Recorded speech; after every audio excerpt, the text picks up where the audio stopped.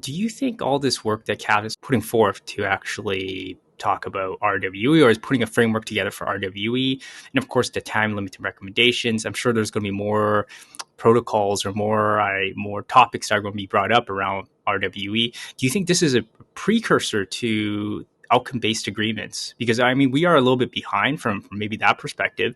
So do you think this is just a precursor to something that many other countries have already done?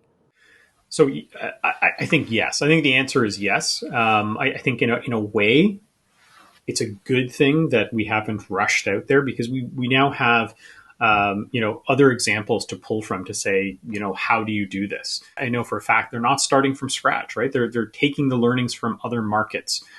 But to your specific question, is this the precursor? I think it's the trend. I think it's where it's going, right? That's the eventuality. If you are looking at time sensitive or time limited reimbursement or contingent reimbursement, it's not just about giving you time to create evidence. It's about actually creating a process that delivers what you're promising, right? And putting skin in the game on both sides of the equation, right? What does government want? They want the best value for their dollar, obviously, for all our tax dollars. But what does that value look like? Well, obviously, I think for most of us, it means better health, right? So what's the best health I can buy for a fixed or constrained budget? That's what they're trying to come away with.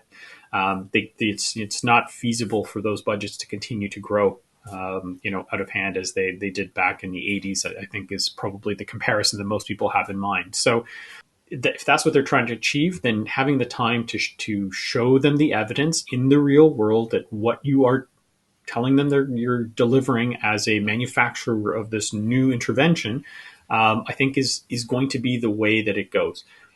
But you now have to have a framework in place to create those agreements. PCPA in Canada here, which has taken up the role of really negotiating on behalf of all of the provinces. That's been the first step, but it's that those negotiations around price for the most part. It's about budget impact. It's not about the outcome yet, and I think that's the next step.